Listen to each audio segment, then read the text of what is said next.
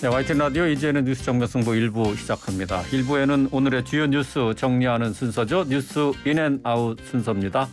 오늘의 주요 뉴스 깔끔하게 정리할 김영민 아나운서 나오셨습니다. 안녕하세요. 네, 안녕하세요. 자, 오늘 깔끔하게 정리된 이 뉴스의 뒷배경과 의무를 풀어주겠습니다. 이동우 기자 나왔습니다. 안녕하십니까? 네, 안녕하십니까? 예.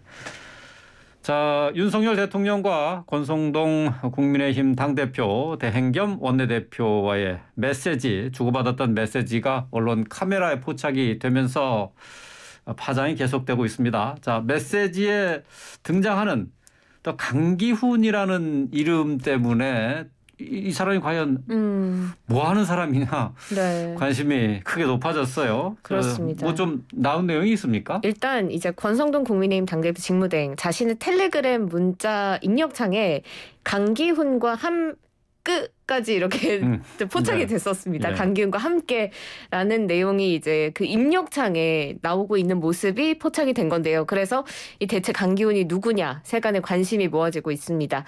대통령실은 어제 동명의 행정관이 용산청사에서 근무 중이다라고까지만 밝혔는데 이 대화 속의 인물과 대통령실에 근무하고 있는 이 행정관이 동일 인물인지는 확인을 해주지 않았는데요. 네.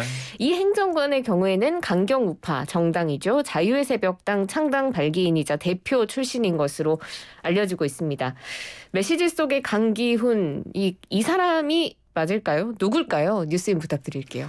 네, 일단 강기훈 씨는 이제 1980년생이고요. 연세대 법대를 졸업하고 현재는 청와대 행정관으로 이제 근무 중인 것으로 알려지고 있습니다. 네. 이제 강경우파 정당으로 세간에서 분류되는 자유의 새벽당 창당 발기인이자 대표 출신인데요. 최영범 홍보수석은 여안이라서 언론 보도에 따르면 자유의 새벽당은 극우 성향인데 강기훈이라는 분이 창당 멤버가 맞느냐 이런 질문에 대해서 그 사람을 정확하게는 모른다. 극우 국자를 평가하려면 더 면밀한 검토와 분석을 거쳐야 규정할 수 있다. 이렇게 말을 했는데요. 하지만 이제 다른 대통령실 관계자는 강기훈 행정관이 자유의 새벽당과 관련 이력이 있는 것을 맞다. 이렇게 밝혔습니다. 네.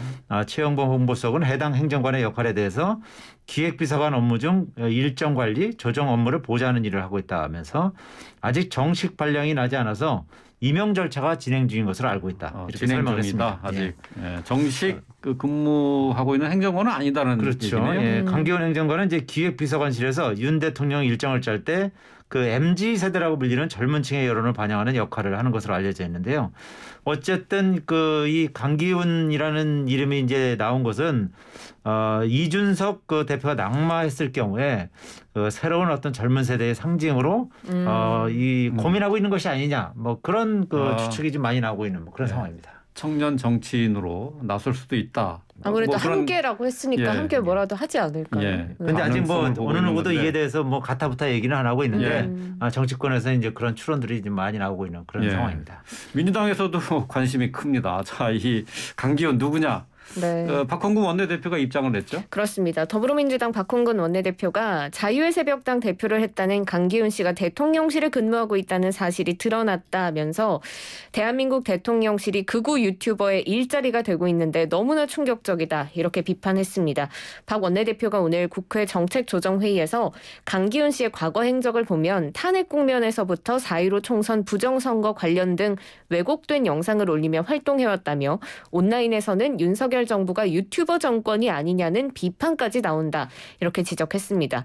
대통령실은 이에 대해서 한 사람을 극우, 극좌라고 평가하는 것은 매우 위험하다면서 내용은 잘 모르지만 일부 극우적 발언을 했다고 해서 그 사람을 극우라고 단정할 수는 없다. 이렇게 옹호하는 입장을 보였습니다.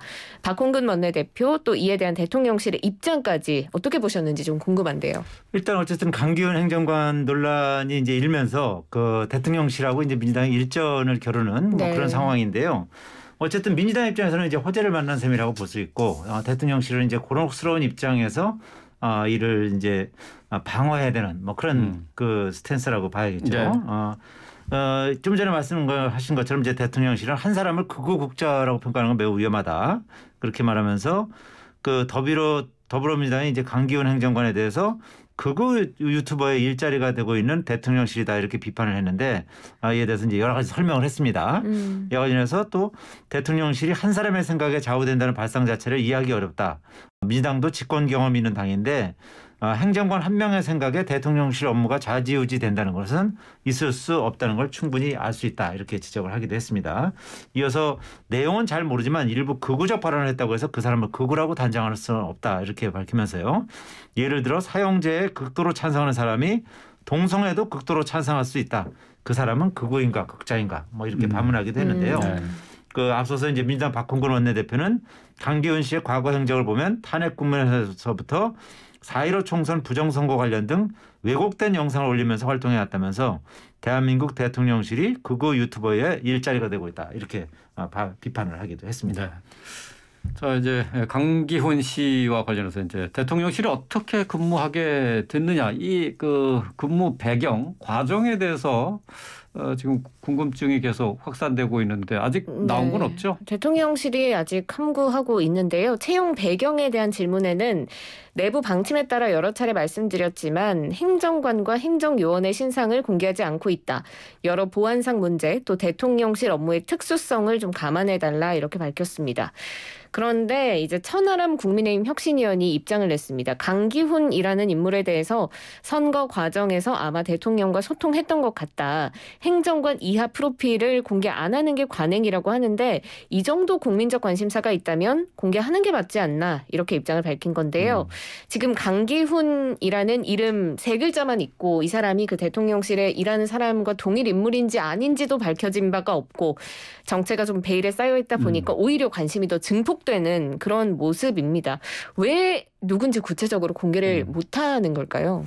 글쎄 아무래도 뭐 추측컨대 그 권성동 그 국민의힘 대표 직무대행과 관련된 부분이 있어서 공개를 꺼리는 것이 아닌가 뭐 그런 그 관측이 좀 많이 나오고 있어요. 이제 아시다시피 이제 권성동 그 대표 대행 같은 경우는 그 강릉시의 지인인 강릉시 선거관리위원회 아들 우모 씨를 채용을 했다가 이제 거기에 이제 추천하고 관여했다가 이제 결국 이제 최근에 이 우모 씨가 이 대통령실에서 이제 물러난 일이 있었거든요. 이런 상황에서 또 만약에 이 강기훈 행정관까지 이제 추천한 부분이 이제 나올 경우에는 여러 가지로 이제 논란이 일 수 있지 않겠습니까? 이제 그래서 이런 부분 때문에 여러 가지로 이제 언급이나 이제 설명을 최소화하는 것이 아닌가 이런 합리적 의심이 드는 게 사실인데요. 어쨌든 그 청와대는 이 강기훈 행정관의 입직 경로를 묻는 질문에 대해서 내부 방침에 따라서 여러 차례 말씀드렸지만 행정관과 행정요원의 신상을 공개하지 않고 있다 이렇게 설명하면서 여러 보안상의 문제 대통령실 업무의 특수성을 감안해달라 이렇게 부연 설명을 했습니다. 하여튼 국민적 관심이 증폭되는 사안이기 때문에 최소한의 설명은 대통령실이 해야 되지 않을까 그렇게 보고 있습니다. 그런데 이제 권성동 당대표 직무대행은 자신의 프라이버시도 이제 존중을 받아야 하기 때문에 더 이상의 질문을 받지 않겠다라고 했거든요. 그런데 여기에 대한 관심사가 이렇게 계속해서 증폭되는데 언제까지 계속 말을 안 하고 있을 수만도 없을 것 같은데요. 그렇게 얘기했다고 하니까 더 의심이 가네요. 참 어쨌든 뭐 강기훈 씨와 관련해서 뭐 아무래도 기자들이 계속해서 추적하다 보면은 뭐 그 배경이 밝혀지겠죠. 자, 뭐 신비주의인지 모르겠습니다만 어쨌든 강기훈 씨 뭐 어느 정권이나 그 진보 정권은 이제 진보 단체 인사들, 그다음에 보수 정권은 보수 단체 인사들을 전에는 청와대 이번에 대통령실로 상당 부분 이제 이 발탁하는 것이 지금까지 관행이긴 했거든요. 그렇죠. 그래서 뭐 이 부분은 뭐 누가 추천했느냐 이런 부분이 좀 문제가 될 것이지 뭐 그런 인사들이 들어갔다고 해서 그것이 무슨 뭐 대단한 그런 뭐 이것이 뭐 해프닝이 된다든지 뭐 무리를 빚는 것이라든지 뭐 그럴 것까지 발전되지는 않을 것으로 그렇게 보여집니다. 계속해서 다음 이슈로 넘어가도록 하겠습니다. 오늘 해군의 첫 8,200톤급 차세대 이지스 구축함이죠. 정조 대왕함 진수식이 있었습니다. 윤 대통령 부부가 참석했죠? 네, 그렇습니다. 지금 해상에서 북한의 탄도미사일을 요격할 수 있는 차세대 이지스 구축함 1번 함이죠. 정조대왕함이 오늘 진수식을 가졌습니다. 이 함정은 7,600톤급 세종대왕급 이지스함보다 600톤가량 커졌고요.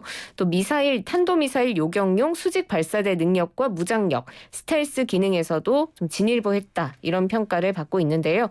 윤 대통령이 오늘 진수식에 참석해서 축사를 했습니다. 정조대왕함은 최첨단 전투체계를 기반으로 기반으로 탄도미사일에 대한 탐지, 추적, 요격 능력을 갖추고 있는 국가 전략 자산으로서 해군의 전투 역량을 한층 강화할 것이다라면서 바다에서 우리 스스로를 지키는 해양 강국의 꿈을 이루지 못하면 경제 강국이 될 수 없다. 국민들께서 바다에서 안전하게 경제 활동을 펼칠 수 있도록 강력한 해양 안보를 구축할 것이라고 말했습니다. 일단 정조대왕함 어떤 능력을 갖추고 있는지 좀 자세하게 살펴봐 주시고요. 오늘 윤 대통령의 축사 내용까지도 뉴스인 부탁드릴게요. 예, 우선 정조대왕함은 이제 차세대 이지스 구축함의 1번함입니다. 그리고 해군의 4번째 이지스함인데요. 네. 이 동급 이지스함은 이제 앞으로 2척이 추가로 건조될 예정입니다. 이 함정은 세종대왕급 이지스함보다 600톤가량 이제 커졌는데요. 그뿐만 아니라 탄도미사일 요격용 수직 발사대 능력 그리고 스텔스 기능에서도 진일보했다는 평가를 받고 있습니다. 최신 이지스 전투 체계를 탑재해서 탄도미사일의 탐지와 추적뿐만 아니라 요격 능력까지 보유해서 해상 기반 기동형 3축 체계 핵심 전력으로 활약할 것으로 기대가 되는 상황입니다. 길이 갭 170m고요. 폭이 21m. 경하톤 수는 약 8,200톤으로 이제 세종대왕급보다 전체적인 크기가 커졌지만 적의 공격으로부터 함정을 보호하는 스텔스 성능은 이제 강화됐다고 해군은 설명하기도 했습니다. 오늘 울산 현대중공업에서 열린 진수식 축사에서 윤석열 대통령은 첨단 기술이 집약된 세계 최고의 이지스 구축함을 우리 기술로 만들게 됐다 이렇게 축하를 했는데요.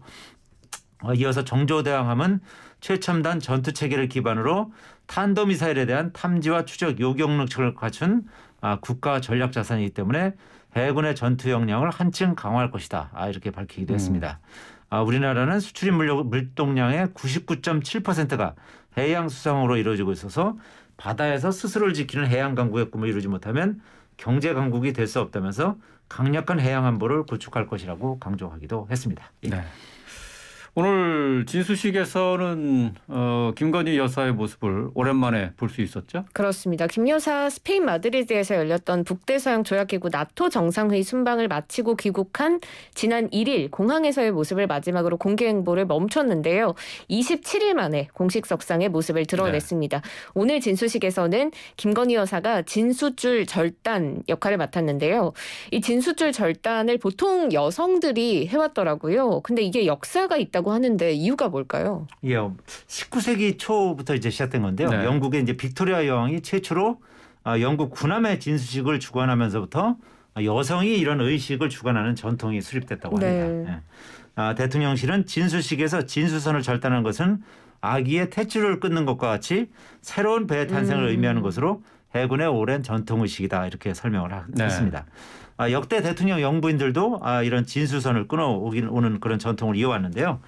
김 여사가 공개 일정에 나선 것은 지난 1일 스페인 마드리드에서 열린 나토 정상회의 방문을 마치고 귀국한 지 약 한 달 만인데요. 윤 대통령이 김 여사에게 이제 진수 도끼를 전달을 했고요. 네. 노란색 원피스에 검은 재킷을 입은 그 김 여사가 흰 장갑을 끼고 도끼로 진수선을 내리셨습니다. 근데 줄이 끊어지지 않았습니다.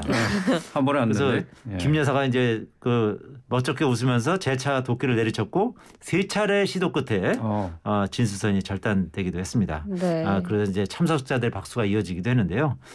이어서 윤 대통령 부부는 오색 테이프를 절단해서 이와 연결된 샴페인을 함정에 부딪혀서 깨뜨리는 안전항해 의식도 치렀습니다.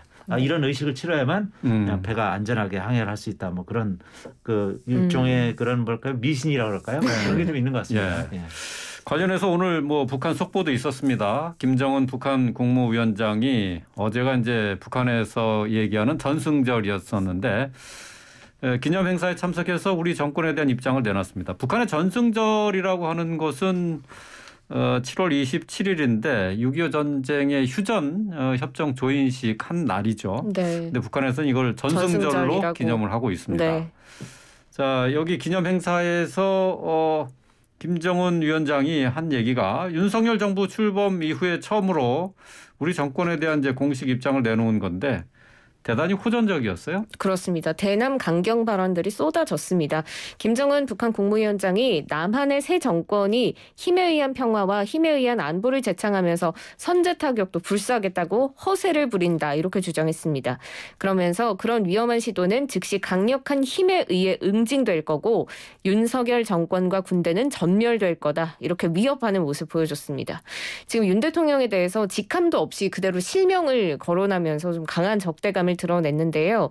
국방부는 이제 김 위원장의 위협은 뭐 새로운 게 아니다라는 입장인데요. 북한 국무위원장 김정은 국무위원장 발언 어떻게 보셨는지 뉴스인 해주세요. 오늘 뭐 여러 가지 봤을 때 어쨌든 북한과 이 우리 정부가 당분간은 상당한 경색 국면을 이어가지 않겠느냐 네. 그렇게 예상할 수 있을 것 같습니다. 윤석열 대통령 당선과 취임 후에 북한이 주로 이제 대외 선전 매체를 통해서 대남 비난을 이어왔는데요. 이번에는 그 대통령의 그 실명을 직함도 없이 이제 거론한 점이 특히 눈에 띕니다. 북한은 통상 남한 대통령을 언급할 때 이름을 직접 거명하기보다는 남조선 당국자 또는 집권자 등의 표현을 쓰는 경우가 많은데 그런 우회로를 택하지 않은 것이죠. 그러면서 강한 적대감을 감추지 않았다 이렇게 풀이가 됩니다. 때문에 한동안 남북 간 대화가 재개될 가능성은 희박하다는 것이 전문가들의 대체적인 분석입니다. 또 당장 다음 달 한미연합훈련이 예고된 만큼 북한이 이를 빌미로 추가 도발을 지속하고 7차 핵실험에 나설 수도 있다. 이런 전망도 제기되고 있습니다. 이런 가운데 국방부는 김 위원장의 위협이 새로운 게 아니다라면서 북한의 핵과 미사일 위협은 계속 고조되는 상황이다. 이렇게 설명을 했습니다. 네. 이어서 미국의 확장 억제 실행력을 높여서 한미연합 방위태세를 강화하고 다른 한편으로는 우리의 삼축 체계를 강화해서 억제력과 대응력을 높이는 것이 중요하다. 이렇게 강조했습니다. 네. 자, 남북관계 당분간은 뭐 아쉽지만은 뭐 진전을 기대하기는 힘든 상황입니다. 자, 계속해서 이번에는 이재명 의원의 배우자죠. 김혜경 씨의 법인카드 사적 유용 의혹과 관련한 사고가 또 발생을 했습니다. 참고인 신분으로 경찰 조사를 받았던 남성이 사망했네요. 그렇습니다. 이재명 민주당 의원의 부인 김혜경 씨 법인카드 사적 유용 의혹 관련해서 참고인 신분으로 경찰 조사를 받았던 40대 남성 A씨가 어제 자택에서 숨진 채 발견됐습니다. 경찰은 극단적 선택을 했을 것으로 보고 수사 진행하고 있는데요. 외부 침입 흔적 없고 기타 현장 상황 등을 토대로 이런 판단을 한 것 같습니다. 유서는 발견되지 않았고요. 숨진 A씨는 김혜경 씨 측근의 지인으로 피의자 전환 가능성은 전혀 없었던 사람으로 경찰은 밝히고 있고 추가 소환 계획도 없다고 밝혔는데요. 네. 안타까운 사망 소식이 전해졌습니다. 이번 사건의 배경 어떻게 보시는지 뉴스인 해주세요. 아무래도 이제 이 경찰 수사를 통해서 그 정신적 압박감을 받은 것이 이제 가장 큰 원인이 아닐까 이렇게 분석을 할 수 있을 것 같은데요. 어쨌든 김혜경 씨의 법인카드 유용 의혹과 관련해서 조사를 받은 40대 참고인 자택에서 숨진 채 발견되는데요. 경찰은 외부 침입 흔적이 없는 점 그리고 기타 현장 상황 등을 토대로 이분이 그 극단적 선택을 한 것으로 보고 있는 상황입니다. 네. 현장에서 유서 등을 발견되지 않은 것으로 알려지고 있고요. 이분은 김혜경 씨 측근의 이제 지인인데요. 최근 수사를 맡고 있는 경기 남부청에 출석해서 한 차례 조사를 받은 것으로 확인이 됐습니다. 하지만 경찰은 이분이 피고인 신분이 아닌 참고인 신분으로 조사를 받았고 피의자로 전환될 가능성도 전혀 없었던 사람이다. 이렇게 밝혔습니다. 경찰 관계자는 이분은 이 사건과 관련한 수많은 참고인 중에 하나였을 뿐이다. 그러면서 한 번의 조사 외에 추가로 소환할 계획도 전혀 없었다. 이렇게 말하기도 했습니다. 그래서 여러 가지로 하여튼 좀 의문이 들기는 하는데요. 이 부분은 이제 경찰 수사를 통해서 좀 더 뭐 그런 어떤 이 사망에 이르게 되는 원인이라든지 아니면 뭐 그런 어떤 여러 가지 압박이 뭔가 있었는지 그런 부분에 대한 추가 조사를 통해서 밝혀질 수 있을 것으로 보입니다. 자, 참고인 조사를 받던 사람이 극단적인 선택을 했는데요. 자, 어쨌든 이재명 의원과 관련한 비리 의혹에 대한 수사를 받던 사람들이 좀 연이어서 1년도 안 되는 사이에 이렇게 극단적인 선택을 했다는 것 자체도 좀 우연치고는 좀 글쎄요, 그냥 이렇게 넘길 만한 사안은 아닌 것 같습니다. 지금까지 벌써 4명이잖아요. 자, 앞으로 수사를 통해서 어느 정도 밝혀질지 이것도 관심거리가 될 것 같습니다. 자, 오늘 주요 뉴스 정리한 뉴스 인앤아웃 여기서 마치겠습니다. 김영민 아나운서 또 이동우 기자와 함께했습니다. 고맙습니다. 고맙습니다. 네, 감사합니다.